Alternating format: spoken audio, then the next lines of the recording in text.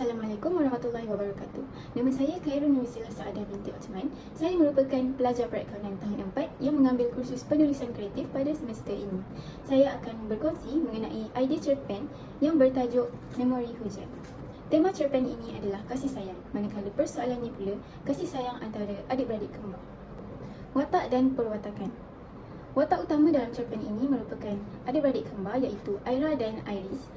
Aira seorang kakak yang bijak dan cemerlang dalam pelajaran dan suka menolong orang lain, manakala Iris adiknya seorang yang aktif dalam sukan dan tabah menghadapi ujian. Watak seterusnya adalah Dr. Faridah. Beliau merupakan seorang yang tegas dalam mendidik pelajarnya. Dan seterusnya adalah watak ibu, seorang yang penyayang dan sentiasa menyokong anak-anaknya.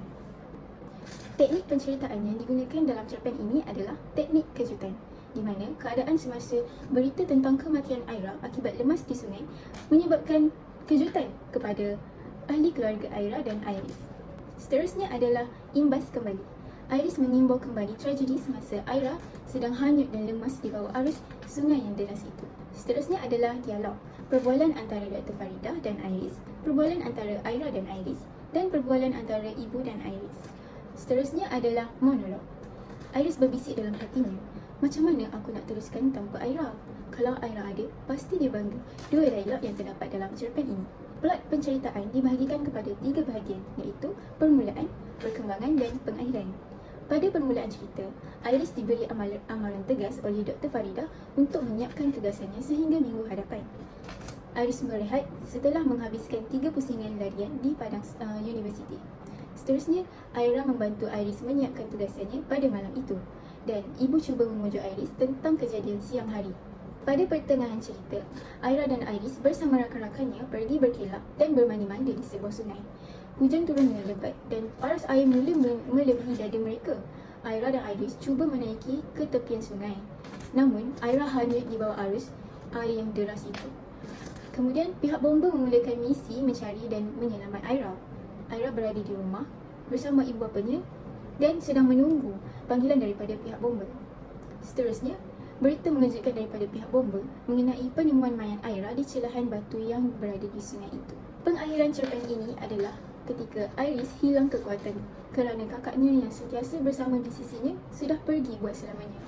Namun, Iris bangkit dengan semangat yang baru untuk meneruskan impian mereka berdua bersama Aira yang ingin menjadi seorang akaunten yang bertauliah. Lamunannya terhenti. Dia kini sudah bergelar accountant. Latar terdiri daripada latar masa, latar tempat dan latar masyarakat. Latar masa yang terdapat dalam cerpen ini adalah semasa kelas, petang, pagi, malam dan cuti hujung minggu. Manakala latar tempat pula, universiti, padang universiti di sebuah sungai, rumah Aira dan Iris, hospital dan kafe. Seterusnya adalah latar masyarakat. Masyarakat yang bijak dan cemerlang dalam pelajaran, masyarakat yang suka menolong orang lain, masyarakat yang aktif dalam bersukan, masyarakat yang tabah menghadapi ujian, masyarakat yang tegas dalam mendidik pelajar, masyarakat yang penyayang, masyarakat yang sentiasa menyokong anak-anaknya. Seterusnya adalah sinopsis.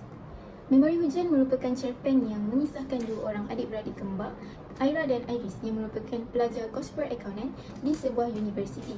Kehidupan 2 orang kembar ini berbeza dengan sikapnya. Aira yang cerdik pandai dan sentiasa menolong orang lain dalam pelajaran, manakala Iris pula sering mengutamakan perkara selain daripada akademik dan jarang menghadiri kelas. Pahit manis yang dilalui oleh Iris digambarkan dalam cerita ini bermula dengan dimarahi pensyarahnya akibat lambat menyiapkan tugasan yang diberikan. Aira yang sentiasa di sampingnya memberi semangat dan selalu membantunya dalam apa juga cara. Kemudian ditambahkan lagi dengan peristiwa yang menyayat hati keluarga Aira dan Iris atas kehilangan Aira semasa mereka bermandi-mandi bersama rakan-rakannya di sebuah sungai. Namun begitu, Iris tetap tabah menghadapi ujian tersebut dengan berusaha bersungguh-sungguh untuk mencapai impian mereka berdua yang ingin menjadi akaunten bertauliah. Aira adalah pembakar semangatnya. Iris tidak lagi bergantung sepenuhnya terhadap kakaknya. Dia bangkit dengan semangat baru dengan mengharungi dugaan tersebut hingga berjaya menjadi seorang akaunten. Kalau Aira ada, pasti dia bangga. Iris berkata seorang diri dalam hati. Senyum Iris mengenangkan wajah ceria kakaknya itu. Berikut merupakan papan cerita dalam cerpen ini. Pada permulaan cerita, watak-watak yang terlibat adalah Iris, Dr. Faridah, Aira dan Ibu. Latar masa, tempat dan masyarakat. Yang pertama adalah selepas kelas di universiti, masyarakat yang tegas mendidik pelajar. Seterusnya, pada waktu petang di padang universiti, masyarakat yang suka menolong. Seterusnya adalah pada waktu malam di rumah Aira dan Iris, masyarakat yang sentiasa menyokong anaknya. Teknik pada permulaan cerita adalah imbas muka. Cerita yang berlaku dalam permulaan ini adalah Iris diberi amaran tegas oleh Dr. Faridah untuk menyiapkan tugasannya sehingga minggu hadapan. Iris berehat setelah menghabiskan 3 pusingan larian di padang sekolah dan seterusnya Aira membantu Iris menyiapkan tugasan dan ibu pula cuba memujuk Iris di rumah mereka. Pada perkembangan cerita, watak yang terlibat adalah Aira, Iris dan rakan-rakannya. Latar masa, tempat dan masyarakat. Pada waktu pagi, di sebuah sungai dan masyarakat yang prihatin. Teknik yang digunakan dalam perkembangan adalah kejutan. Cerita ini bermula daripada Aira dan Iris bersama rakan-rakannya pergi berkelah dan bermandi-mandi di sebuah sungai. Lalu, Aira hanyut di bawah arus yang deras. Pada klimaks penceritaan, watak-watak yang terlibat adalah Iris, pihak bomba dan ibu bapa Aira dan Iris. Latar masa, tempat dan masyarakat. Pada waktu senja di rumah keluarga Aira dan Iris, masyarakat yang penyayang dan tabah. Teknik yang digunakan adalah kejutan. Cerita, panggilan daripada pihak bomba menggemparkan berita tentang kematian Aira.